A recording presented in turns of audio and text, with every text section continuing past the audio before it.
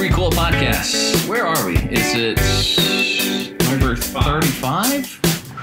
How time flies when you hate the people you're hanging around with. Hey, Patrick. Screw you. All right. My name is Chris, and to my right is a gentleman who I used to just call Will, but I think I've just changed my mind here. I'm going to call him Will the Butcher from now on. If you've ever seen Gangs of New York, the knife expert, Bill the Butcher. Will is here. He's a friend of ours, and he's going to run us through how to find the right knife. So you need a good everyday carry knife. We're going to talk about that. You need a good utility knife. We'll talk about that. He's going to educate us on things I have no clue about. So I'll ask a lot of questions, and we'll drool over his knife collection, and then some. And, you know, anything else that comes to mind along the way. First, let's talk about our charity of choice this week is Team Gleason. You've heard us talk about these guys before. They're doing great work for people suffering from ALS.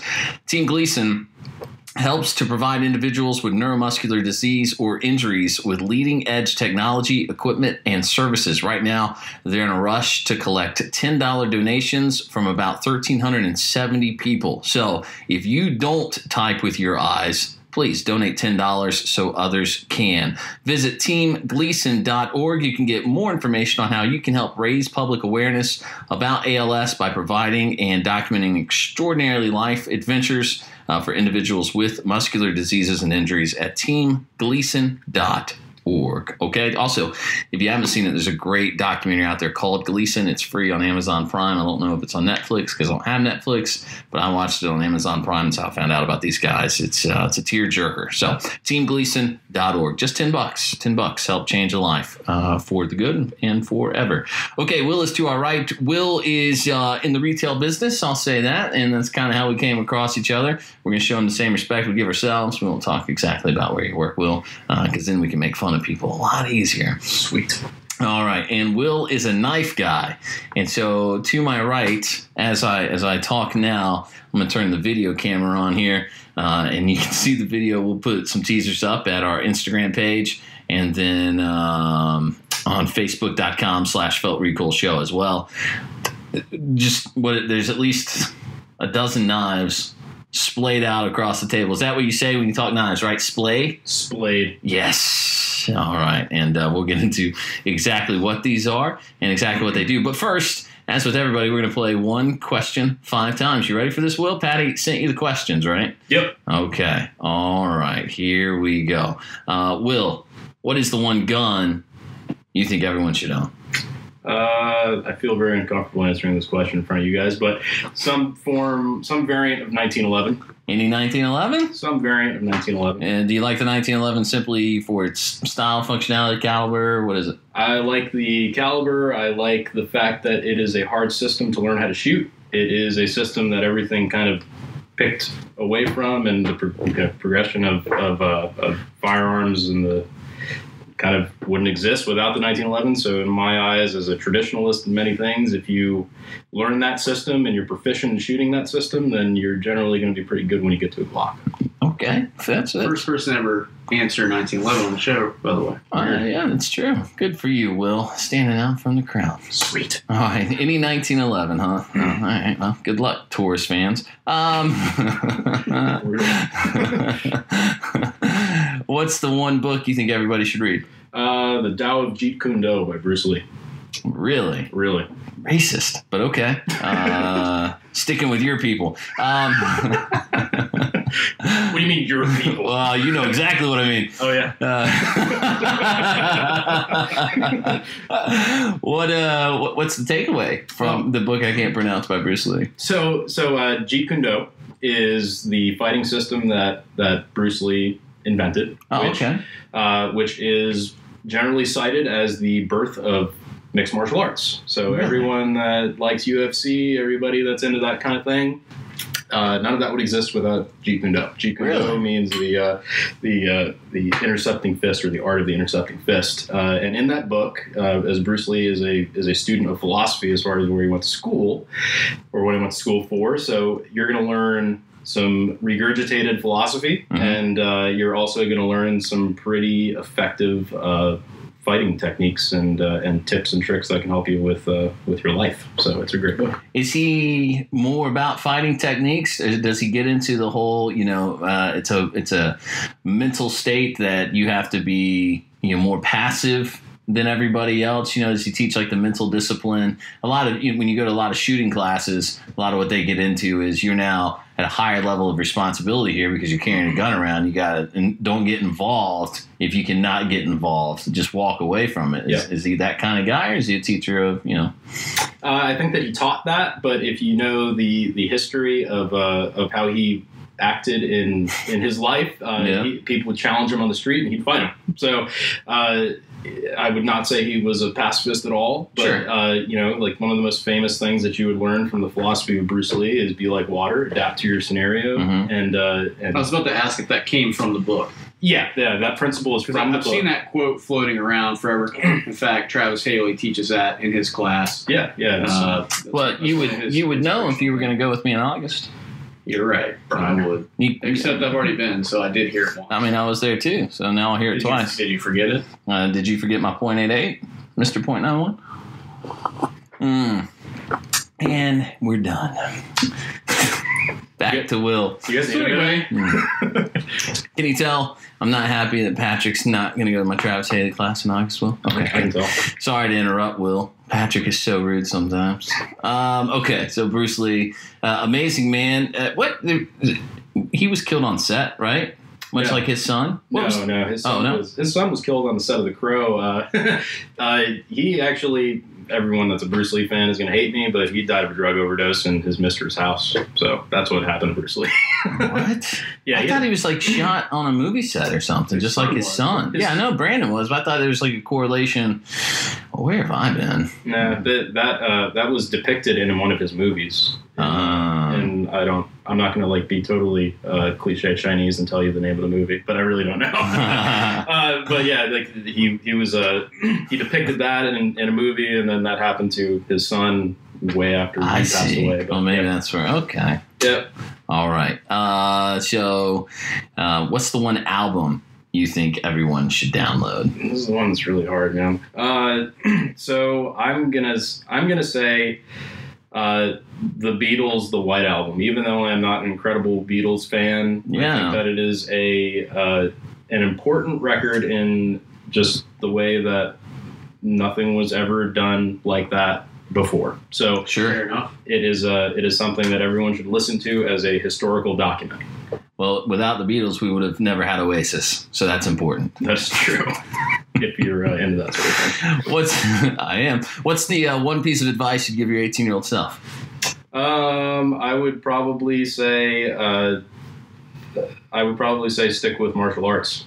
Oh, really? Yeah, I learned. I spent most of my life learning all different types of disciplines and never really sticking with one. And now I'm 30 years old and I'm teaching myself Krav Maga and teaching myself Kali, and I probably could have really been somewhere, maybe owned a school of my own if I would have stuck with it. Sure. So kind of seems though that, I mean, if you've studied a whole lot of different things, you could kind of put it all together. And yeah, that's the good thing about learning. I've spent many years doing Southern style Kung Fu, Taekwondo. I did learn a little bit of Krav Maga in a professional capacity with somebody that actually was Israeli defense, but I never really progressed very far into it. But it did teach me how to teach myself from a book. Yeah. So that's the good thing. So I think I got distracted when Patrick said he didn't see a need to ever take a second Travis Haley class. Did we ask the movie question? I don't remember. Correct quote. Yes. What's the one movie you think everyone should see? That would be The Guest. The Guest? The Guest. Fill me in. Yeah, tell us more. So the guy that played Beast in the live-action Beauty and the Beast is actually in a movie that I believe is one of the best action movies ever made. Really? It's called Guest. I don't know the name of the director off the top of my head, but he directed a horror movie called You're Next. And this movie is about somebody. Sounds good. This movie is about a guy who goes knocks on the door of a family whose son was killed in combat. And he was in the unit with the son, and it turns out that he's actually like a sleeper cell type of personality that opens up, and as he tries to help the family and teach the young boy how to defend himself. And I'm not going to give you spoilers, but it will go to a place that you are not expecting and be way, way intense. But it's an incredible movie. Just don't watch Beauty and the Beast first. The IMDb synopsis says it's a soldier introduces himself to the Peterson family, claiming to be a friend of their son who died in action. After he's welcomed into their home, a series of accidental deaths seem to be connected to his presence. Directed by Adam Wingard, Wingard. Adam Wingard. All right, let's review. I can't wait to see Beauty and the Beast. Any 1911 is the gun. The Guest is the film. The title of the book was The Tao of Jeet Kune Do. All right, and then the Beatles' White Album, and then stick with martial arts. Yep. Do you think you would have stuck? Do you find that to be like a continual thing? I know in my life, one of my biggest pet peeves about myself is that I can't finish projects. I feel like I get into something, I'm there for a hot minute, and then I lose interest and my brain goes elsewhere. Is that maybe part of what you're thinking with martial arts, or is it just martial arts specifically you wish you would have stuck it out? I grew up in South Florida, so I grew up in a really bad neighborhood. Yeah. And I had to utilize martial arts a couple times. Oh, really? And got destroyed in fights. You did? Yeah. So what happened was I realized how ineffective learning a kata was. Yeah, sure. And it really turned me off because I was like, I've been doing this, basically a choreographed maneuver is what you're saying. That is useless in a real world scenario. So it basically turned me into somebody that was no longer a believer in the system that I was learning, and it made me quit. So I just learned how to really fight by just being a dirty fighter, which is what you should do in a fight anyways. Yeah, I mean, there's such thing as a fair fight, right? If you're there to win. If you find yourself in a fair fight, you should reevaluate your tactics. Is what is right. generally said. Yeah, that's right. That's a good way to put it. All right, so you've got this spread of knives. What got you into knives? And you know what? Wait a second. I'm sorry. Let's see, like I said, I can't stick to something. Can we amend here? Let's put a sixth question in since we're about to start talking knives. What's the one knife you think everyone should own? So you want to talk about them first and think about it? Yeah, I didn't mean to throw you a curve there. No, it's totally cool. I know the answer to this question, and you're gonna hate it. The FN 509. Yeah, exactly. It's a gun. Oh yeah, my bad. No. That's Chris's knife of choice. Yeah, that's right. Because he's a wuss. He doesn't want to get close enough to have to cut someone. At work, when they make us take down the cardboard, I did get in trouble today. We'll just put it that way. Yeah, can't shoot your way through the cardboard. I think that the knife that anyone should own is one that they can actually maneuver, manipulate, and deploy quickly, and that is what. There's no right answer to that question. No, I think I agree with that 100% because we get asked a lot inside the store where we work, hey, what gun should a woman buy, or what gun should I buy for this or that? And the answer is always the gun you're comfortable with for that application. Yeah, exactly. So that's a fair answer. So this is a Benchmade Arvensis, and I have a love-hate relationship with this blade. I bought it because it's cool, which was a mistake, and something that actually I have a philosophy against. But this knife is too big for my hand. Okay, and what type of knife would this be categorized as? Because I think again, very ignorant man, laugh at me all you want. I think Bowie knife when I see this. Yeah, like a survivalist knife. Yeah, so you're right. This is a Bowie profile on this Emerson that I'm going to talk about. That's my EDC, I guess you want to say that. But this would be a Kbar perfected. It's a Shane Siebert design. If you know anything about Benchmade knives, and there's a couple of them on here, Benchmade makes a couple designs that they actually start from start to finish, and then they also work with a bunch of other well-known boutique knife manufacturers. This is a Benchmade Mel Pardue. And that seems true of a lot of companies. That's not just something Benchmade does. It seems pretty widespread across the industry, right? Yeah, because it's smart. You have, say, 5 people that can design knives on your team, and generally when somebody has a philosophy of how to make a knife and what a knife or a gun or ammunition or anything, they'll generally think this is what's right, this is the right thickness, this is the right steel. that's not right. What's right is, there are applications for everything. So the utility in it more so than like the appearance. Yeah, exactly. Like if you're smart, you'll seek guidance, and you'll seek knowledge from all different walks. And Benchmade is really great about that, and they're really better in the knife industry than anyone else. They have a Japanese fellow by the name of Nakamura that designs a gentleman carry knife. I'll talk more about what that is later. But they have, I think, 10 different people that actually make $1,000 knives. Yeah. I feel like gentleman carry, that's where you stab someone and then you say, thank you. Yeah, you say that's a wound. That's a kill. Can I get you a bandage, good chap? But you get him a couple times and you go, well, I hope that was pleasant. Oh my gosh. But yeah, Benchmade's really smart about that kind of stuff. But to answer your question, this would be a Kbar style knife. So this is a combat fixed blade knife. You could tell because it has a skull breaker on the bottom. Okay. All right. So again, more utility. So let's start here, because I feel like I'm I'm in a class that I've never been in before here, because knives, like I carry the Benchmade Triage, and that was an easy decision for me because I had a situation, not even situation. I drove the kids home one day. I got out of the car and I tried to get my oldest son out of his car seat, and I couldn't get the buckle undone. And I thought to myself, what would I ever do if this were an actual emergency? Car's on, we've been in a car accident or something. I need to get him out quickly, get him out of the roadway. What am I going to do? And the Triage has a strap cutter built in. And so to me, I was like, well, I'll buy this, and I have a knife I can use every day, and I have a strap cutter and gas breaker and all that. Keep doing what you're doing, Hulan. It helps. Anybody else want beer? And so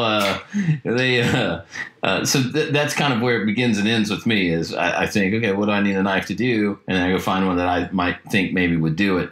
But let's back up and go to the 101 here. Yep. Is there a recipe for success? No matter the knife you're looking for, is there a recipe for success on what makes a good knife? Is there a way to look at a blade? Is there a type of steel you should look for that the blade could be composed of? No.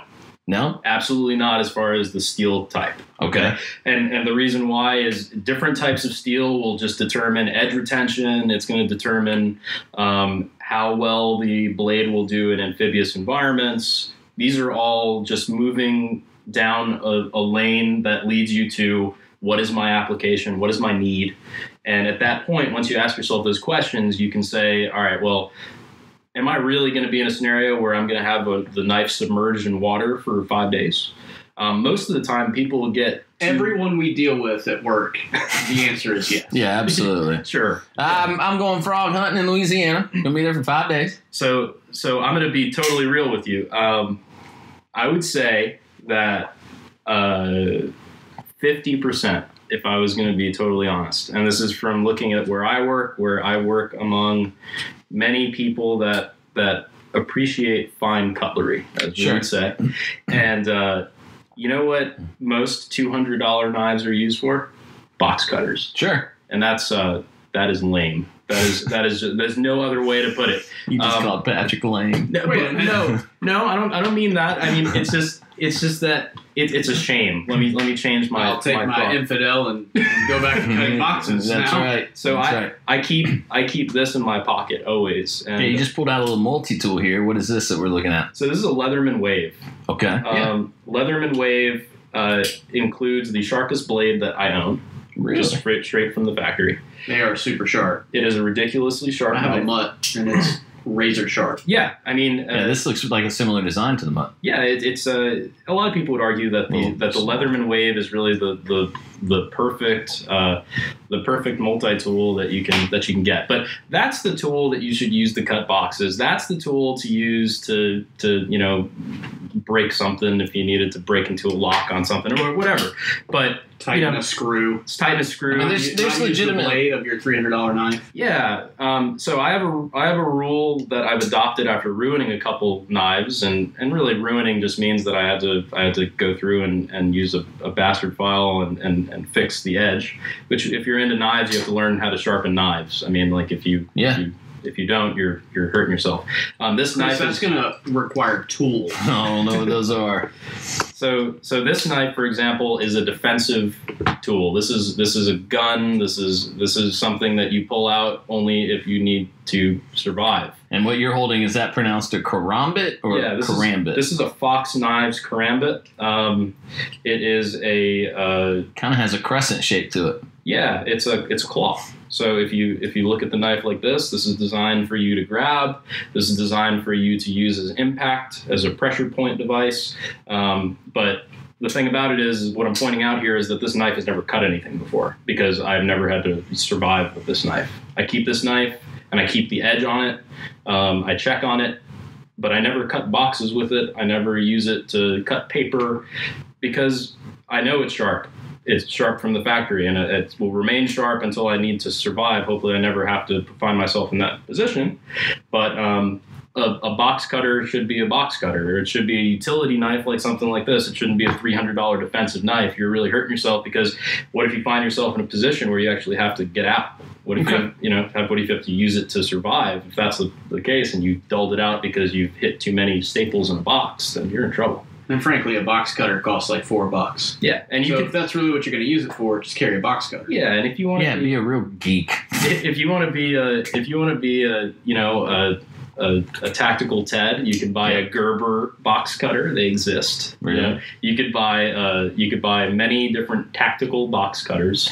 They totally exist, and that's what they're. I've seen them. They cost like $65. Yeah, they totally do. And you could buy the gold-plated razor blades and all that junk, but. Really, the whole, like a dictator. I mean, who the hell buys those? People do. I know people that do, and they use them, and they could justify why they use them and all that. But the main point is that, to answer your question, because I got off on a tangent, I apologize. All right. But the thing is, the best knife that you can get, you need to go through a couple things in your head. What am I trying to accomplish? Where am I going to carry it? Do I find myself in a position where I may be bleeding and I may need something that has more of a grip than something like that? At that point, you need to think about scales. Maybe G10 would be something that is more appropriate. But really, the key in finding a knife and choosing a knife, and this is my everyday carry for a reason, this Emerson Sheepdog. It's a design between Ernie Emerson, who's a martial arts practitioner and knife designer. A lot of people would argue he makes the best hard-use knives in the industry.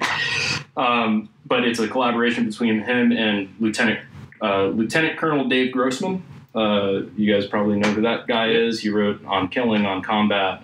He's a very, very smart guy that can teach a lot of stuff. But the big thing about this is when I choose a knife, I want deployment as my first thing. So this knife is out and ready to go. Holy moly! At a moment's did you notice. just deploy that? How did you just deploy that blade? So I deployed this blade with what is called the Emerson Wave feature. So this is a patented design that Ernie Emerson made. If you notice that, you'll find it on this Fox Karambit, and if you look at the Fox Karambit, you see that it says patent hook here, patent pending Emerson. But this particular design, you utilize it to catch and pull. So off your pocket there. Right off your pocket. So I always wondered what that's for. So when a lot of knives. Yeah, it's on a lot of knives, and a lot of people copy it. But really, this exact design, you have to pay Ernie Emerson if you want to have it on your knife, like Fox did out of Italy. But if you watch, you keep it. I see Chris over here trying it now, and can we just take a break so I can go ask Carmen where the Band-Aids are? I have a feeling it's about to get bloody. No, that's gonna be all right. So before. Well, yeah, I got it. There you go. I got it. It's no problem. Just to keep all your fingers. Yeah. It's an easy thing to do, and with that, if you watch certain practitioners like Doug Marcaida, we were talking about him before. Yes. He'll be in with you, and that knife won't even be deployed, but he'll be using it as the impact weapon. Right. And he'll catch that on your shirt and open it, and it'll be to your neck within a microsecond. Doug Marcaida is the type of fella that if I were, say, out in a bar and saw him and he even looked at me, I'd go over and apologize. Hey, I'm sorry I got in your line of sight there. And he'd probably be like, what? No, you're cool. And I'd be like, no, I'm really, really sorry. Yeah, so that knife there, which is the Emerson Sheepdog, that has a couple of different ways that you can deploy it. One is the Emerson Wave feature, and then obviously, like you're doing, it's a flipper, so it's on an actual ball bearing system. So that's called the Wave. That's called the Wave. And I just thought you're supposed to flick that with your thumb. No, so that just shows exactly how ignorant about knives I am. Yeah. If you notice that on anything that has a wave, I don't know every knife that pays Ernie Emerson to use it. I think Spyderco has a couple. Benchmade back in the day actually had a Emerson made design knife. Zero Tolerance has a couple Emerson designs. But everything will have a thumb stud or a thumb cut for you to actually deploy the knife. But that knife. Dave Grossman said, "I want if you kind of know what he talks about. He says that he'll never leave the house without a flashlight, a gun, and a knife. Mm-hmm. He'd rather go out in the street naked with his family, rather than have those things. Yeah, but then he's definitely leaving without all three. Exactly, but he wanted 3 ways to deploy the knife. Huh. And one is out of the pocket, one is with the flipper, and one is with the actual thumb disc. And this particular knife is quick to deploy. It holds and retains a really, really good edge. And really, I just like it. I see you've got obviously a lot of different knives out here.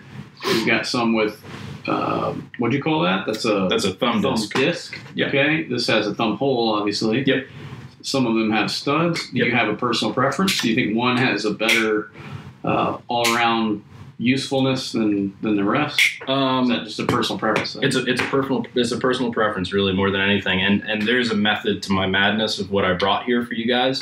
I brought utility knives in a good, better, best type of scenario. Okay. Nothing is over $200, which, in my opinion, the normal everyday guy doesn't need to buy a $500 knife. If you can buy a Glock with the price of a knife, right? You're just buying it because you want it. I tend to find $50 to $75 is probably on average of what guys are spending when they think I'm going to get myself a nice knife. Yeah, quite honestly, the $200 knives are for people like us who deal with them as a habit, and then you start to learn the advantages of having some of the higher quality, but it's not necessarily what you have to have. No. So walk us through. Let's start at the top here. Walk us through each one individually. Tell us its merit, what makes it, especially worth having.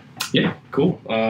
So I'll go ahead and just any order you want. It's up to you. Yeah, we talked about the Emerson Sheepdog. This knife is actually over. I pulled this out of my pocket. I didn't take it out of the case. This is just what I carry. So okay. This particular knife is more in the $250 range. That's a folding blade. It's a folding knife. It does have 3 ways of deployment. It does go, it does go into the category of a pricier knife. But the thing is, there's a lot of great features on it. Looks like G10 grips. G10 scales. It is a... Is that what the cool kids say? Scales, they don't call them grips? Yeah, a grip is on a gun, a scale is on a knife. Duh, Patrick. Chris. But the Emerson knives are really great. You'll find a lot of people covet them. And I own this one, and I've just found myself in a position where I cannot justify buying another Emerson knife just because I want one. And really, this is the best one in my opinion. Says the guy that walked in with 30 knives. I don't buy knives just because I want another one. Chris was telling me the same thing about guns, and then he bought a phone last week. So there you go. Well, how could you not? You can always find a way to justify it. All right. So we talked about... Let me back up real fast. Sorry. The Emerson seems rather big to carry every day. Does it blend in a little bit more than it appears? Yeah, I mean, they rock pretty good. Doesn't get in your way? Yeah, I mean, if you are not used to carrying a knife, that's big, okay, for sure. But this is state legal pretty much everywhere you go, and in comparison to this Benchmade mini Griptilian, yeah. So that mini Griptilian, this is what would you say? Inch and a half longer. So in comparison with yours, Triage, I guess it's just about the same size, body wise. Yeah, just about. But yeah, it may be a little big for some people, but again, it's right for me. It doesn't mean it's right for everyone. And that's what I told her. Before we go any further, you handed me this little HK. I've been holding on to it ever since. Yeah. This is a Heckler and Koch knife. Yeah. And the first thing I realized about it, just like all other HK products, the ergonomics are terrible. I kid. But no, this is cool. So HK, that was a thing Benchmade did. Is that still a thing? It is stitle a thing. Okay. Benchmade made the HK knives? Yeah, Benchmade made the HK knives. Some of them, this is back when they were, I don't know the exact history of manufacturing, but some of them are U.S. made. Some of them are not U.S. made. This particular design is called the Plan B. This is a Wharncliffe style blade. What does that mean? Can I just break real quick? And have you guys ever seen the Knife Guys skit on with Will Ferrell and Ryan Gosling? No. It's a skit that's on the Jimmy Kimmel show where he interrupts and Ryan Gosling and Will Ferrell are running a knife infomercial that interrupts the Tonight Show or whatever. And I just totally feel like that right now. Those are actually but those are fun to watch. I remember being a kid and watching that on like QVC where they'd have knife night and those dudes would have huge swords and daggers and things. I remember being a kid and thinking, if only I had $100, what my walls would look like, man. I'd be so cool. I'd have so many ninja stars. So ninja stars. So that was really racist. Will, I apologize for my friend. Hey, I'm offended. Jeez. So this is a Wharncliffe. A Wharncliffe is if you notice, that is razor straight, right? Okay. In comparison to this knife has a belly. Now, why is that? So the blade is a straight line instead of having any curvature to it, is what exactly. you're saying. So in a defensive situation, which is really, really close, so if I'm in with you and we're wrestling, right? Mm-hmm. Maybe we make it to the ground, maybe we don't. As I'm going into you, I'm not leading tip. I'm leading this, so I'm cutting. Slash. Obviously, the thinner the blade, the straighter the blade, the cleaner the cut. Okay. A clean cut is not always what you're looking for, but most of the time you are. I carry a rusty tin can because I don't want it to be clean or straight. So if we're wrestling, you're getting gangrene, buddy. Patrick, that's what I said. Patrick goes by the idea that if I can have you have tetanus before I get up off the ground, I'm good. Exactly. So transmit that to you. So the Plan D is designed to be something that is a surprise. I didn't bring the system of carrying it, but it is a. Seems like you have a little sheath to go with it, right? It does. It's a sheath that goes inside your pants. Okay. So it's kind of weird. Well, I mean, it's just like with a gun. Yeah. So in the waistband holster type thing. But in the way of blades, you don't want to deploy a blade from inside your pants generally, right? Well, okay. I know I don't understand that. So like, if I have a blade in my waistband, what's the difference between having it in my waistband and in my pocket? Well, because think about it like this: if I have the blade here, and I'm pulling the blade out, then I'm laser beaming my stomach. So there's no material between the blade and your body. Yeah, so think about I understand. So think about it like in the way of there's the argument of appendix carry, and there's the argument of a lot of different methods. Yeah, there's no other method. Yeah, that's the argument. Right. It's appendix or nothing. Yeah. Well, appendix. Tactical program. Either appendix or wrong. Right. So that's the thing about this. That's the only weird thing. But I own this knife for one purpose. I own this knife because when I go to Atlanta, when I go to Charlotte, when I go to any bigger major metro, when I go home to Miami to visit my mother, I have a pocket knife and I have this, which is inside of my pants, and it is put right above my wallet. Okay. So why is it above my wallet? It's above my wallet in case my wife and I and my kids get mugged, and then obviously I'm gonna try to get my wallet and give them my wallet. Sure. But maybe I give them my wallet, and then they say, "What else you got?" I got. At that point, now I know that the situation has escalated past the point of us being friendly about it. Sure. And because they were real nice while they were stealing your wallet. Exactly. Hey, bud, give me that wallet. So at that point, fella. No problem. When you have a pocket knife, you see the clip. That in New York, you can get arrested just by a cop happening to see that you have an assisted opening knife. They target pocket clips in New York. Oh, we could just move the Statue of Liberty somewhere else. But let's hope. But I have this position above my wallet in case I need to get into a position where I'm giving somebody my wallet. I can't get away. I can't give the stuff that I need, so I can just remove myself from the dangerous situation. And that's a strategically placed blade for me to deploy quickly and have the element of surprise. Okay. So that's the reason for that. Okay. So, next would be the zero tolerance. This is the 0350. Zero tolerance is, I don't know if you guys, everyone knows, but zero tolerance is a Kershaw-made knife. Kershaw, this is their American line of knives. Huh.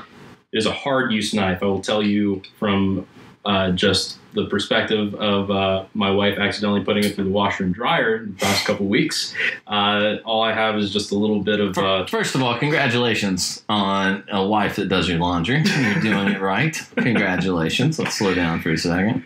But and then she put it between the cheese and the meat on your sandwich accidentally. I understand. Will's got the good knife. She's a good girl for sure. But this is another flipper. That's the only way that you can deploy this knife because, in my honest opinion, I'll just ask one of you guys, deploy that without flipping it. Yeah, no good. Not happening. Yeah, if I have a knife and I'm coming at you, not good. So not gonna happen too quick, huh? Yeah, I don't personally find that thumb stud very effective, but I love the knife. I love the thickness of the blade. Columbia River does that thumb stud a lot, where it acts as a safety. You have to like press down in a way. It's weird. Well, this one's just, I think, in a bad spot. I think you can't get leverage on it. If it were further away from the scales, as they say, as we say, it would be easier. This isn't one like, I think the ones you're thinking of from CRKT, that's an assisted when you push the button in and then start to flick it. Assist. Not the same. Nah, this one doesn't. Just try that. Just try that. Because I have a Columbia River green one. Oh yeah, man. Yeah, it ain't happening. Huh? You actually have more of a risk of cutting yourself by deploying it that way. Also, you find yourself it doesn't lock. So if you go back and then you do your immediate reaction once you deploy and then it fails to deploy correctly, your immediate reaction is to do this, right? You want to flick. And then at that point, where's your thumb? Well, it's probably pretty close to where that thumb stud was, and then maybe you flick too hard to the left rather than the right. Now you have the blade heading towards your thumb. You know what's funny is I'm a lot more nervous handling your knives because I'm assuming you probably actually do sharpen yours. So like with mine, I'm never nervous. I'm like, whatever. Yeah, so every one of these knives is actually pretty damn sharp. They look sharp. Well, I've always heard a dull knife is more dangerous. Yeah, it really is, because at that point you're going to have to work harder to cut, which means that you're going to have to mess around with the leverage in your hand. It's just not a great thing. So you want to keep knives sharp. Shouldn't need so much effort. There's philosophies in life that I think that if you're a gun guy or gal, then you should always have guns clean, right? If you have knives, and not if it's a 509, it'll shoot through anything. but yeah, so that is the zero tolerance 0350. Really cool knife, really quick to deploy with the actual flipper system, which is again just like the Emerson, a ball bearing system. A lot of people see this knife get deployed, pull it out, they're like, oh, that's an auto knife. No, it is a quick deploy bearing system, and that is a great knife, But again, which is funny to me because in a lot of places, so we're really close to North Carolina. In North Carolina, unless you're law enforcement, I don't think you can have any sort of auto knife. But you just illustrated how fast you can open a knife. It's not even a assist. It's just a flipper. No, I mean, so it's really funny. Same kind of argument people use against SBRs and things like that. I mean, they really don't provide you any sort of necessarily benefit over what else is out there. No. If somebody's willing to put in a little bit of effort to practice and get used to it, they're probably going to be able to deploy it just as easily as anything else, right? Yeah. Knives have it really easy because the thing is that, in my opinion, knives are just as dangerous as guns. And personally, I would rather deal with somebody with a gun, with a blade, or excuse me, I'd rather deal with somebody with a gun than I would with somebody with a blade. Yeah. If you shoot me in the head, it's going to be quick. If I have to deal with you and wrestle around and you have this Warncliffe blade and we're wrestling and I'm going to get cut a bunch and I'm going to bleed slowly. It is scary, And there are a lot of philosophies that go along with that. You know, exactly what you just said. There's a villain there. You know, I guess the only thing that you'll find with knives is that auto knives are villainized a lot because they're like, why do you need to deploy a knife that fast? You know, but yeah, compare this to anything else. Compare this to the whole switchblade mentality that's carried over from how many years ago? Yeah. And if you look in our laws, you know, there are still weird definitions in South Carolina law about what constitutes a dirk, what constitutes a automatic knife or a gravity knife, which is the most ridiculous thing that you'll ever see in law. Gravity knives don't exist anymore. I didn't think South Carolina had many restrictions on knives. Do they have? It goes by county. You know, I think that in Spartanburg County, for example, you can't have an auto knife. In Greenville County, you can, right? I think actually, of course. About 2 years ago, South Carolina passed a law saying that counties and municipalities couldn't supersede state law when it comes to knives. Great. So I think that was the case up until about a year or two ago, if I remember correctly. I have to go back and look. You can't keep up. I mean, my goodness. Yeah, you can't. But you know, so you're an infidel user, right? So, well, I'm constantly in fear I'm going to cut my hand open with it. So there's that. But you know, with that action that's on the infidel or any auto knife, they're kind of hard to work with. They're generally something that needs to be worked in a little bit. They're especially hard to undeploy, right? Yeah. That double action kind of mechanism is kind of hard to work with. So I would argue that a good flipper on a bearing system that's well maintained is actually quicker to deploy than an auto knife. Especially if you're trained, but it doesn't look nearly as cool. No, man. That's why doesn't get the chicks. No, Tactical Ted needs his toys. So if the material of the blade doesn't matter as much, does the shape of the blade? What role does the shape of the blade play in a knife? So shape of blade will a great example is the Karambit. So the Karambit is designed in a very specific way. It's designed to be a claw. Karambit, I believe, it looks like a bird's claw. Yeah, like a talon. Yeah, I think that the definition of Karambit is claw, if I'm not mistaken, but I'm not that Asian. I don't know totally. Wait a minute. This is. You can't have it both ways, Will. You already cried racism, and now you don't speak the language. You got to pick a side. But you know, you're a little more Asian than us. A little bit, yeah, a little bit. I mean, you knew who Bruce Lee was. I know. Who's like who? And you read a book about him. But so this knife is designed to. This knife is designed to grab and impact like a claw. Mm-hmm. And if you're in a situation where a Karambit is really designed for a specific type of fighting system. Oh, really? Yeah. The practitioners of what is called Kali generally utilize, and this is, I guess, a mid, what it's called, the Filipino martial arts. Yeah. I thought we were talking about Muhammad Ali, the boxer. It's not the same guy. It might be. I don't know. But yeah, if you're just a dude that has this knife, you're going to pick up the knife, you're going to deploy it, and you're going to go like this, right? Yeah, right. Yeah, so what's going to happen? Thrust it and stab somebody. It's not going to do such a great job. Right. I've met that guy before. Yeah. I've sold him the knife. Yeah, that guy's crazy. And that guy is also going to hold the knife like this and try to do this. Sure. That's not... You could, but you're going to tip impact, and that is generally not the way that you want to do this. You want to be utilizing a Karambit to grab, to manipulate the body. And if you don't know the art, which I'm not an expert at the art, but I do know how to properly use a Karambit, which made me want to utilize that. These are the two knives that I carry. Depending on how sketchy the situation is, I may carry this or I may carry this. One of these is going to be on my showed up at Chris's house with 40 knives. God knows what I'm walking into here. Do you see how many guns are in here? What am I supposed to do? Yeah, right. You better have something. So it sounds more like it's kind of the same answer in the sense of the blade is relative to the use. Exactly. Right? Okay. Talk to me about this. This looks like a little knife, this black folding knife that I would find in my grandfather's drawer. That's right. Why is this one special? You brought this one along. Yeah. So I brought this along because there are situations where you don't need a big, crazy knife, right? I believe that every man should have a knife on him at all times. Personally. I I believe that every woman should have a That's knife. sort of gentleman's law, though. Right? Yeah. As a Southerner, Right, you better. I remember the first job I ever had. The guy that hired me, one of the first things he said to me was, "Hey, boy, you towed a knife?" And I was like, "What?"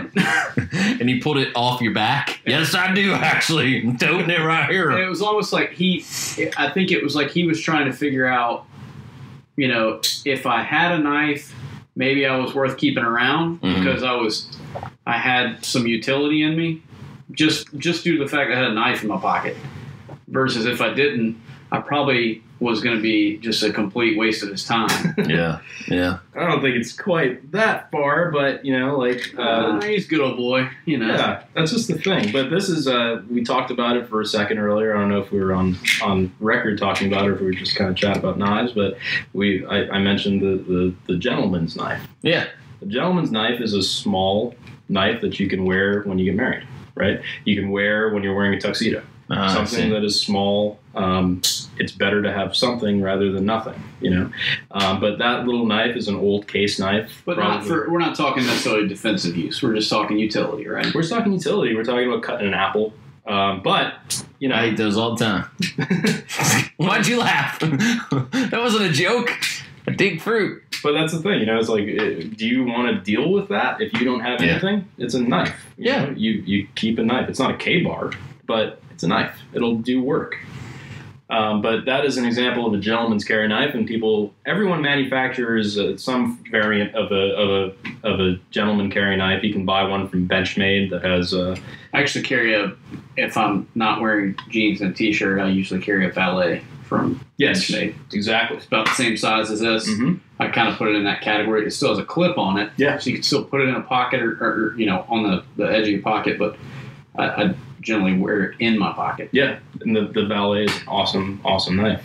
And that's the thing, it's just a little knife that goes in the pocket. Because I'm a gentleman, Chris. Just make note of that. I understand you think you are. Which of these knives are you going to take with you for like a camping, hiking, chopping wood type scenario? Yeah, so... What are you pointing at? Oh, this guy? You want to talk about this guy? No, finish your question, but that one next. Next, all right, yep. All right, so in the way of I'm missing a chop wood with an axe, by the way, Chris. Come on, man. I forgot to. No, listen. If you go watch, even Garand Thumb has a video totally on survival knives, and you can take that guy seriously. I do, and you wouldn't talk smack to his face, and you know it. And he's Travis Haley's son. Okay, so calm down. If you were part of the family like I am, you become part of the family after your second class. Then you would understand that. Are you missing a knife? No, because my 4-year-old was in here for a quick minute. Before he went to bed, I'd be careful, man. He might be up there right now showing his little brother. He's up there whittling a corn cob pipe. So there's a somewhere. It just dawned on me what you said. And what's funny is I wouldn't doubt that. Like, he strikes me as the type who'd be like, "Hey, Dad, my corn cob pipe." He comes downstairs tomorrow morning blowing bubbles out of it. That'd be awesome. I was looking for I brought a full-size Griptilian with a Tonto tip as well, because the thing is that there's a good, get better, best for every category here, with the exception of the gentleman carry knife, because I'm not a gentleman and I only have this one. I see. Is it missing? It's probably in my bag, but it's not a big deal. To answer your question, so there is a good, better, best here. The good Kbar. Kbar is a great full tang knife. You can full tang meaning the blade runs the entire length of the knife, exactly. Right? Yeah, it doesn't stop at the hilt or the thing about scales or gills or whatever. Yeah. So when you look at a Kbar, this is one solid piece of steel, but the thing about it is that rather than we'll look at it in the better and best, that's how thick the blade, that's how thick the steel is once it gets into the handle, right? So it narrows down significantly? It does. It narrows down pretty significantly once you actually, if you ever take apart a Kbar. But all the time. Is that for balance, or do you know if there's a reason for that, or that's just the way it is? I think that it's for money more than anything. It's just the way the design is. Sure. It's more expensive to do this, where the it's weight relieved because they actually drill through it and remove material from the middle. But this is all one solid piece of steel in this design here. But to answer your question, this Kbar can do everything. You can take it. You can chop wood with it if you wanted to. You can make what do they call that? Kindling. Yeah, but there's a word that the outdoor folks use. It's called fire sticks or some kind of thing. I don't know. It's where you take a piece of wood and then you make little porcupine. Oh, really? But anyways, I'm not cool enough to know. I'm not either. Forest confetti. That sounds good. And it's funny. I was at REI today and I didn't pick up that knowledge. I'll go back and ask tomorrow. But a Kbar on a clinic for it. Yeah, probably. Kbar is a combat knife, but this particular one is more designed to be, it has the rubber scales rather than stacked leather. An example of this is made to be an outdoor knife, that particular Kbar. So that Kbar. So if I got to take down a small sapling or, get some fire starting stuff you can do crafted, I can do that with this. You can do that with that, and then if you encounter an animal that you that you have to deal with, then that's a good thing to deal with. This is your traditional, this is the U.S. Marine Corps stacked leather handle Kbar. Same knife, different handle. I also like that they say USA on the blade, where I can see it while I stab the jihadi. Exactly. Yeah. My Chris is gonna buy so many of these tonight. That line as soon as you leave. USA, and I'm inserting and removing the knife every time. That knife is like you can have a Kbar for $50. Yeah. If you buy it used, you can have a Kbar for $20. The second one you pulled out, not so much. I'm seeing these. It's like $150. Yeah, that's somewhere around there. That's a more expensive. That was a gift from a friend. It's a beautiful knife, though, man. Yeah, it's a great beautiful. Knife. This is kind of like your. That's a Benchmade you're holding. That's a Benchmade 162. It's called the Bushcrafter. So Bushcraft is the thing that a lot of people are. That's what I do for fun. Are into as far as like if you needed to make notches in wood, if you needed to do any kind of. Well, so like you've seen the guy on Facebook, I'm sure, the video that goes around where the dude builds his mud hut. Yep. But then half of that he's like chopping bamboo and then firewood and all that. I think, that's kind of what sends the thrill up your leg, as Chris Matthews would say, and makes you think, man, I need to get myself a good knife. I can go out there and notch the wood out. I actually really like the feel of this Benchmade. Which one did you say this was? I pay so much money to see you build a mud house. So much money. Ergonomics are good on it too. Yeah, that's the 162 Bushcrafter. They make two models of that knife. One is called the 162. One's called the 162-1. I think it's called the EOD. It is. I don't know why they use that knife they market it for EOD, but really. Yeah, it doesn't make sense to me. EOD, like explosive ordnance. Yes. Okay. The main difference is the color of the scales and the sheath. Really? Yeah. So it's a weird thing. I don't know why they do that, but that is the Bushcrafter. That is a great thick knife. You can bang the heck out of the back of it with another piece of wood, and I've done work with that knife. This thing as a hammer. Yeah. Yeah. I mean that knife has been on every camping trip that I've ever been on since I've had it. And so the Kbar was good. Benchmade is better. I would say. What's the best? I would say that would be the best. That is the best. And then this falls into the mid category of this is really a combat knife, but this is supposed to be the Kbar perfected. So both of these are around the same price. So, but those are both Benchmades, right? Is that a Benchmade you're holding? Yeah. Okay. Yeah. And what's that one that you're holding right now that you say is mid grade? This is the Arvensis. Okay. And coincidentally, these are both the same. They're Shane Siebert. Both the same designer. Interesting. I find myself gravitating towards his designs in the Benchmade category. He makes a bunch of cool knives for them. Yeah. And, this one is bigger. This can do kind of, but the thickness of this blade is, so, I mean, I would call this like best in this particular category, but, I think that this one costs more. So okay. That's going to be the only thing. I like the feel of that one better. Yeah, that's general rule of thumb I go off of. Yeah. My wife would tell you I agree. because it's usually, oh, this must be better. My wife does the homework. I spend the money, and she makes it. All right. Patrick is holding what you called, I think, a tactical scalpel before we started recording, right? And yeah. So tell us this is kind of a cool deal. Let me describe it real fast. It almost looks like half of a pair of scissors. Yeah. And at the end of the scissors is just a very small blade that's kind of shaped like a scalpel. It is pretty much a scalpel shape to it. So what is this? What are we looking at? And what's special about it? Yeah, so that is a knife that is made by a guy out of Orlando, Florida, named, forgot his first name, last name is Bastinelli. He's an Italian fellow. I believe that he used to work for Fox Knives, which is the manufacturer of this Karambit.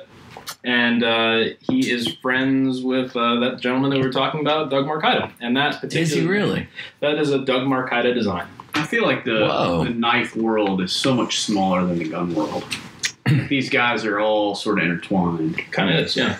I feel like there's a lot less ego, to be quite honest with you, because now listen, to be real clear here, this requires so much more discipline than probably these morons running around with guns. All right, so here's a great example to divert for a quick second, but I'm with you. I know Doug Marcaida simply from YouTube videos, and I find him fascinating.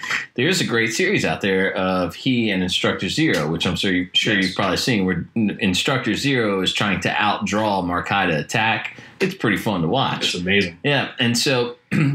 But both of those guys are super humble human beings. You know, Marcaida will tell you, just as most other people will, you don't want to get in a fight. Fighting is your last resort. You know, walk away.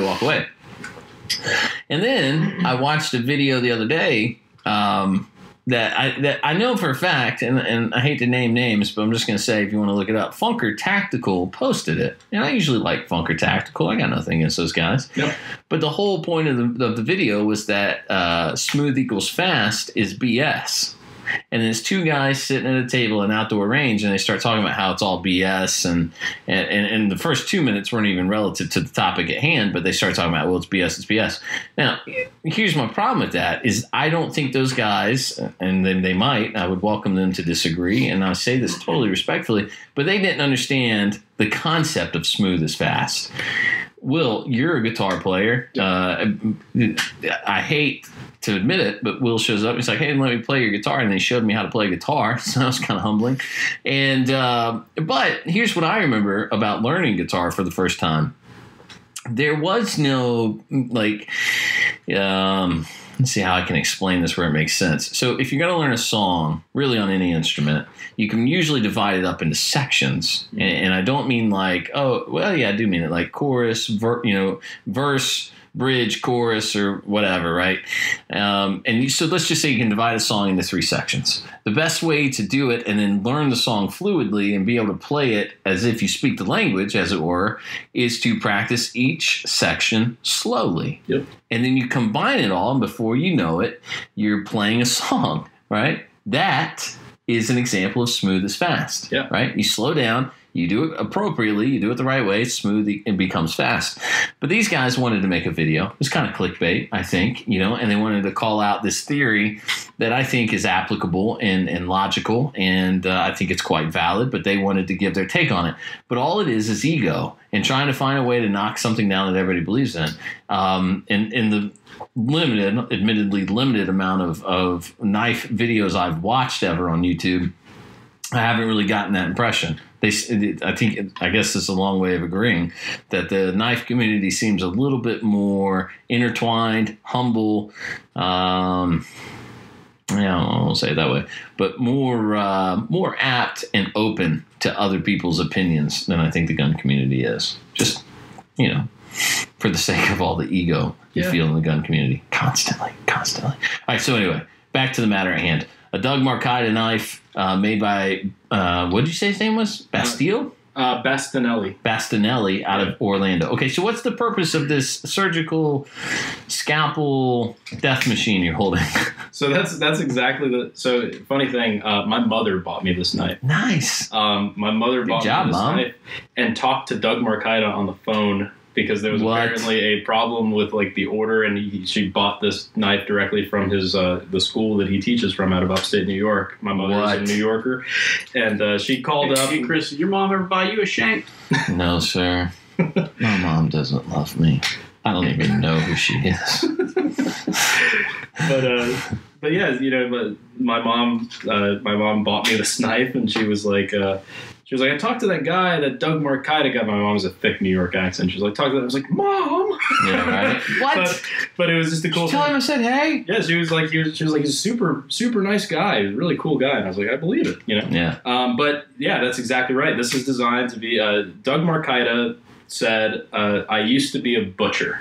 Right, used to be a butcher. That meant that, you know, when you utilize the knife and whatever fighting system you're using it in, it was like hack, stab, right? Right. That's what I do every time. Yeah, that's what you want to do when you pick up a knife, especially a big knife, small knife, small blade, thin blade.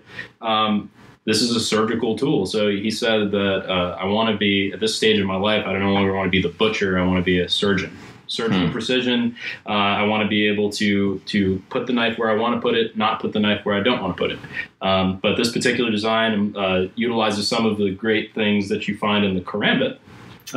Obviously, your quick access to the. What do you call it? So there's a mechanism that basically wraps around the knuckle, and you can hold kind of the body of the knife by wrapping your finger. You know, kind of feeding your finger through this hole. Yeah. What's the hole called there? What are we holding on to? I call it a hole. All right. There's a lot of build up for nothing. The hole, Chris, you dummy. I look stupid over the whole grip scales thing. And then trust me, dude, I'll one up you every time. But you know, the purpose of it is pretty easy. When you're close quarters with somebody, and I've been in more fights than I care to admit, especially since I lost most of them. But I've only had a blade out in 2 occasions in my life, and both occasions I was wrong, and I shouldn't have had the blade out. One occasion was recently, and it was at a venue here in town, and it was wrong, and it was bad, and it was a lesson that I learned. But what you'll find is when you're scared and fighting, and you know this in the gun community as well, when you're under tension, when there's duress, you may be trained and you may know exactly how to manipulate that trigger under perfect conditions, but conditions are not perfect when you're having to, you know, fight to get home, right? So the purpose of this is to hold on to the blade. Gotcha. Right, very easy. But then you watch somebody like Doug Marcaida, he'll flip this thing around and have like all the crazy stuff. I don't do any of that stuff because I'm not good at it, and it's dangerous. But this is a surgical tool, just like you said, and it's designed to be as such. It's supposed to be a surgical device. What's it called? It is called the Le Piqûre. La Piqûre. La Piqûre. I don't know what that means in French, but... I was about to say, it sounds French, so we'll just stop right there. Yeah, okay? No more of that crap in my house. Sorry. I'll tell you that. I'm going to go ahead and go home. All right, good. Did we touch them all? I think, did we cover all the knives? Excuse me. Yeah. All right, so I'm going to back up. Notice you don't have a Bally song, so Chris probably won't invite you back. There's really cool Bally songs coming out right now, man. Yeah, the 67, isn't it, from Benchmade? Yep. I think that's right. Yeah, I kind of like that guy, but that's a $600 toy. I mean, it's not even a toy. It's like a $600 thing I'd love to own, but I have no reason to have it. I own some Bally song knives, but if you don't know, that's basically what, as a kid, we would have called a butterfly knife. Is there a difference there? No. Or is that's just okay? Just maybe that's the proper name for a butterfly knife? It is why the Benchmade logo has a butterfly on it. Because Benchmade actually started out in the Bally song business. Okay. So that is the thing that a lot of people don't really talk about, because Benchmade doesn't really, they're not known for killing it in the Bally song game. But Ernie Emerson actually also this year at Blade Show, might have been Blade Show, I don't remember what show it was, but he just introduced a whole line of Bally song for the first time, and they're going to be pretty awesome knives. If you guys are into Bally song, check out the. So maybe we need to go to Blade next year. Yeah, it would be awesome. It's in Atlanta, right? It is. Yeah. Is it every year in Atlanta? I think so. Yeah, I've never been. Done. We'll take Will with us, because I don't know Jack We'll just follow him around. So let's do a quick synopsis, and I know I'm kind of repeating a question earlier that you maybe don't have the maybe there's not a right answer to this question, I guess is the way I should say it. But if I want an everyday knife, I'm going to cut boxes with it. I might use it to open a letter. I don't really care. Tell me how to shop for that knife, what I'm looking for, and what you'd recommend. So if you want to spend sub $100 on a folding knife, one that gives you quick deployment, one that gives you a good edge, one that is going to have good scales on it, I would recommend it's what my wife carries. It is the Emerson designed Kershaws. Oh yeah? Yeah, they're you can find them at a lot of shops. They are really cheap. They're generally sub $50. Yeah. And they have the wave feature that we talked about. Mm-hmm. They deploy the same way. Mm-hmm. They have pretty much all of the designs of blade shape, and they have G10 scales. They're killer knives for the money. And Kershaw makes a great knife. If you're one of those guys that just like, oh no, I'd rather just buy the actual Emerson brand knife. It's made in the U.S. I want to have that one. That's cool. Pride and ownership is definitely an important thing for a lot of people. It's an important thing for me. But if you... I like how you phrase that, pride and ownership. That's what it is. Yeah, sure. That's all it is. Because at the end of the day, is that knife really $200 better than the $50 Emerson Kershaw? Right. No. So I'm picking up this recurring theme from you. I remember I was in a marketing class in college so many years ago. Not really. Like 2. And the professor was making the point, he challenged everybody to go to the store and look at the generic brand versus the label brands. Mm-hmm. And he said, your label brands, they're not worth twice the money because it's the exact same thing. Go to the store and compare. And so I started doing it because I remember growing up as a kid, and I'll just be real frank here. Sorry, Dad. I was like, man, Dad is so cheap. He only buys generic stuff. Dad's so cheap. We're a poor family, But, of course, Dad had 4 kids. He's trying to support a family of 6. He's doing the best he knows how. And I always kind of took offense for some reason, like, well, why is Dad buying generic? Well, because we're cheap.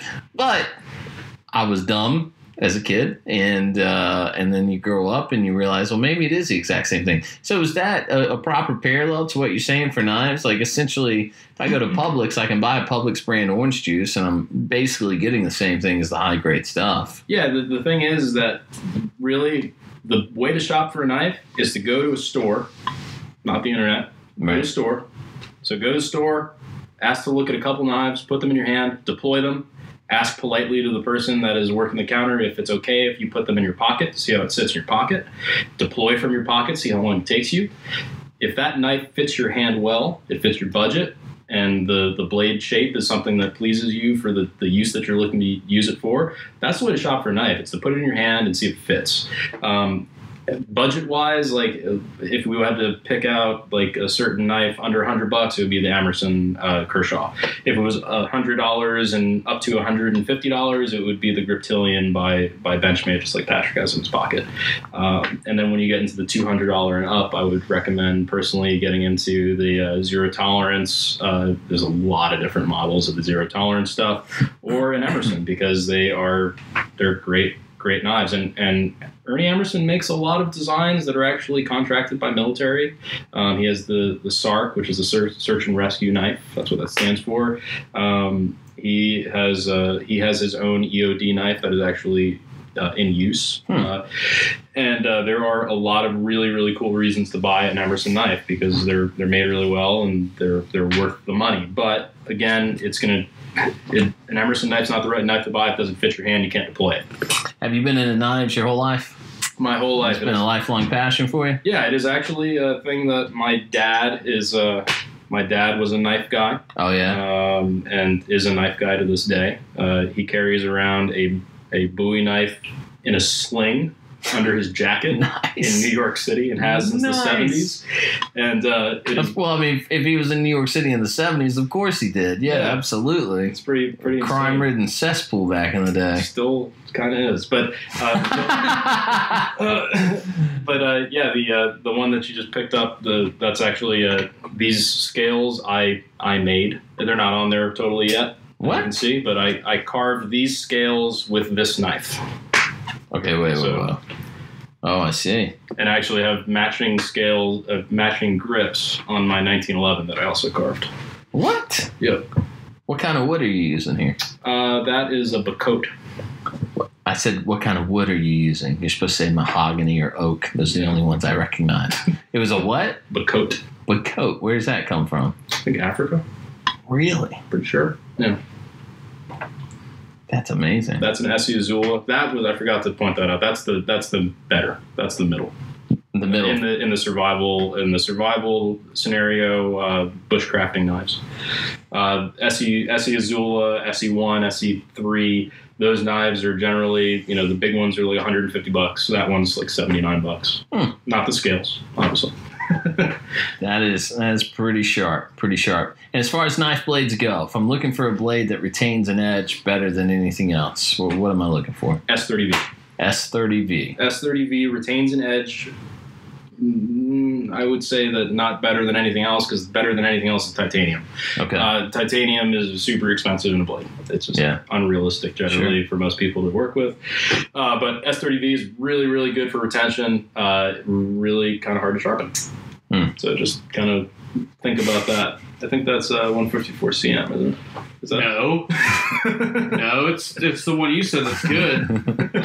Yeah, it's 154. And Patrick pulls his Benchmade out. Oh, so what is 154? What are you talking about there? 154 cm is just another type of steel. It is a great steel. A lot of tool steel is generally the one that a lot of people kind of go, oh, tool steel. But it's just like anything else. People say, like we're talking about the barrels and ARs. Yeah. Like, snobbery over steel is what you find in the knife community. It's snobbery over steel, but it's just like there are very high-end knives made out of tool steel. No, man, if you only shoot 200 rounds a year, you need a cold hammer forged chrome line, baby. Top of the line barrel, okay? You got to have the best if you're only going to shoot 200 rounds a year. I'll tell you what, no matter what you're doing, you need to be shooting an FN barrel. FN, the world's most battle-proven rifle. What? One day they'll sponsor the show. All right. We're already over the hour mark, but let's go with it anyway. We did get a 509 this week, and I do want to tell this story about Patrick Hulan shooting my 509. Do you want to tell it? Is it more fun for you to tell it, Ego Maniac? I feel like it will be better if you tell it. Because if I tell it, maybe it's not believable, but also I would like to bask in the awesomeness of myself. When Will got here, I said, man, you need to hold this 509 because we're probably going to talk about it. It's pretty nice. And I'm not just blowing smoke here. I've said on the podcast before that the 509 was the gun that rivaled my affection for the H9 from Hudson Manufacturing. But the H9 is so far a unicorn. Supposedly they're shipping, and I've seen pictures that they're shipping, but you can't find them. They're hard to find. However, I did find a 509 because I actually drove to FN and demanded one. But anyway, so we got the 509 and we go out to break it in. And the guys at the pro shop down there, Mo and Bob and the others said, hey, so what you want to do, here's a quick tip, just find the heaviest grain you can and just throw the heaviest grain down range for a while, break the gun in a little bit easier for you. And I did find that that's true. We shot some 147 grain American Eagle through it. Speeds up the break-in process. Yeah, man. So out there shooting, and Patrick sends a couple rounds down range to warm up. Well, then he sends a round down, and then he puts a second round down. The second round landed, I don't know, about half inch, maybe an inch above his first shot. And then... First shot was low. Yeah, a little low. And then he came back on sight and pulled the trigger, and we both heard the bang, but it appeared nothing had gone down range, really. And I said... I legitimately thought it was a squib. And then I lean over and I go, did you just shoot through the exact same hole?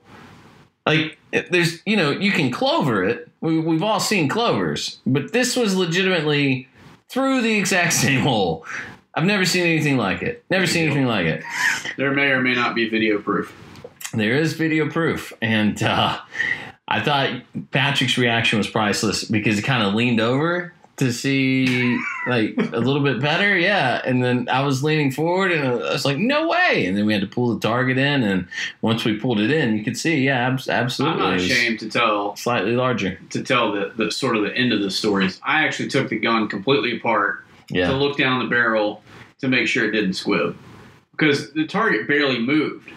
I mean, that's how clean it was. It's pretty impressive. Pretty impressive. It's kind of a big deal. Yeah, it's kind of. I mean, I don't like to brag about it or anything. You know, I mean, I don't really. You guys want to keep talking about it? That's cool. All in a day's work.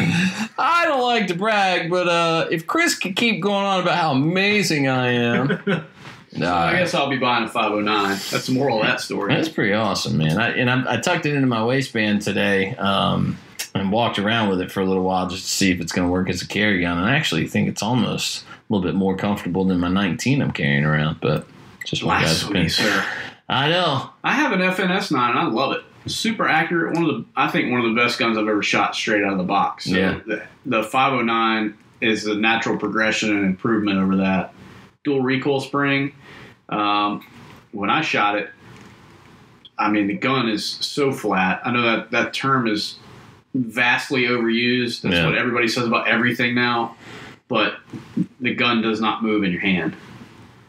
So it's pretty impressive. For me, I thought it was great, especially for a gun that's on the shelf for $500. That thing's $500. $500, $499 sitting on those shelves. Yeah, maybe at the pro shop, I think it was $525. I think that's right. Yeah. That was one of the best feeling firearms I ever had in my hand. It is nice, right? It's really nice. Yeah.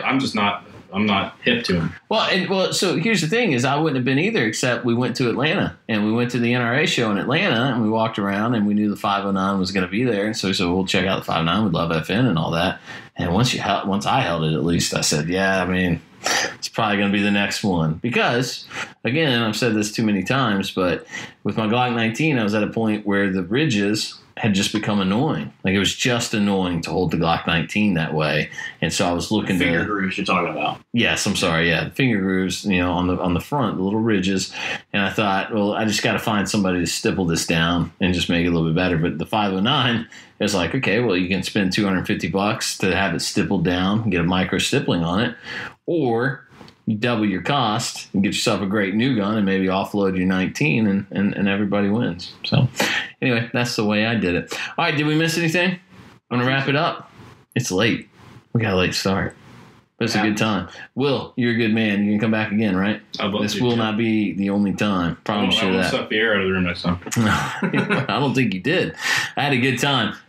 Look for pictures on Instagram. Find some video there as well. Just go to feltrecoilshow.com and you can link over to all of our socials for Will the Butcher and his plethora of knives he brought. Will you stab Patrick with something before you leave, or is that off the tip maybe? No, I think I got him passed. It'd be great clickbait. He's scary. He might shoot me twice in the same hole. Oh no, he's slow. He's slow on the draw. Slower than me. All right, number 35 is wrapped. We'll see you next week for more of the Felt Recoil Podcast.